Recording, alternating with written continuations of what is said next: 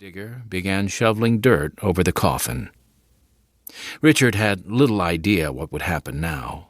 As far as he could tell, his family had always been on the move, always looking for a better way to make a living. His grandparents, whom he had not known, had moved from the German-speaking northern province of Bukovina, then part of the Austro-Hungarian Empire, to Romania. His parents had moved to Bucharest, Romania's capital, where Richard was born on March 24, 1909. Richard's family still spoke German at home rather than Romanian. When Richard was 2 years old, his family moved to Istanbul, capital of the Ottoman Empire. Richard's father, a dentist, was sure that he could make more money there than in Bucharest. However, the start of the Great War changed everything. The Ottomans sided with Germany and Austria-Hungary in the war, and Istanbul's economy suffered as a result. The economic woes swept aside Richard's father's dream of becoming a wealthy dentist in the city. The family somehow managed to struggle through, and now, like millions of others, Richard's father had survived the war, only to die from the terrible Spanish flu pandemic sweeping the world. Richard's mother, like so many other women around the world, was now a widow, left to eke out a living for her family by taking in laundry and sewing jobs from Istanbul's wealthy residents. After his father's death, Richard attended school off and on, but he preferred to stay at home, immersed in books from his father's library. Like his father, Richard had developed a love of books and reading. On the library shelves, he always found an interesting book to read and study on his own. Among the books, Richard found a collection of volumes by Voltaire, an 18th-century French writer and philosopher who often wrote about religion, particularly Catholicism, and its role in society. Religion fascinated Richard, who was Jewish. However, his family was non-practicing and never attended synagogue. Nevertheless, Richard felt drawn to a variety of Christian churches.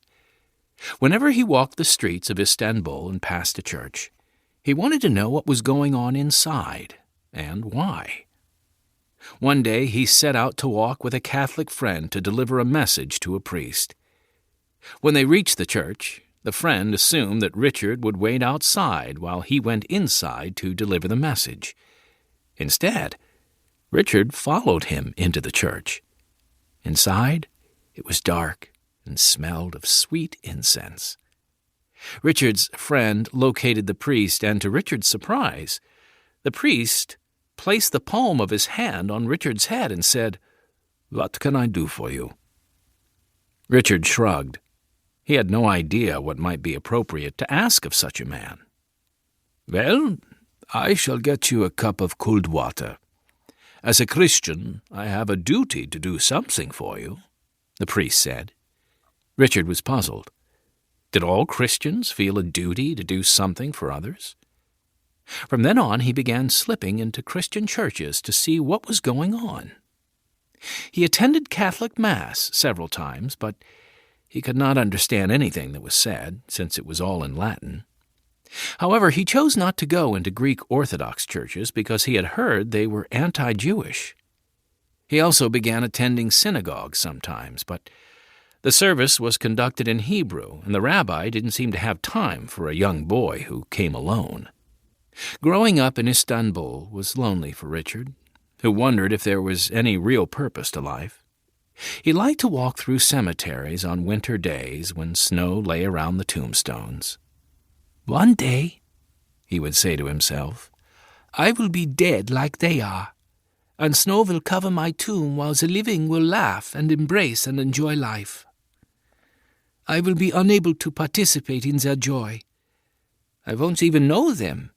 I will simply not exist any more. My body will return to the soil. After a short while, no one will remember me. So what is the use of anything?" This question hung over Richard. By the time he was 14 years old, he had concluded that Voltaire was right. There was no God looking after the affairs of humans.